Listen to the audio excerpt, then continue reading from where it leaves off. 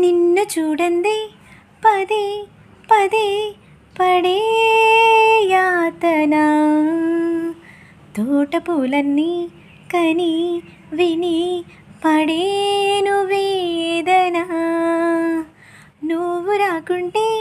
మహాశయ మదే ఆగునా పూల తీగల్లో పడే ఊరే నాకింక దీవెనా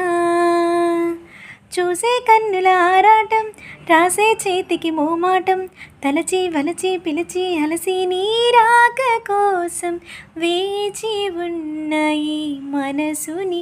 అలసుగా చూడకని అంటూ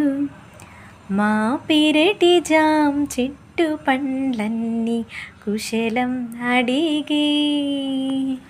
మా తోట చిలుకమ్మ నీ కోసం కబురే పంపే.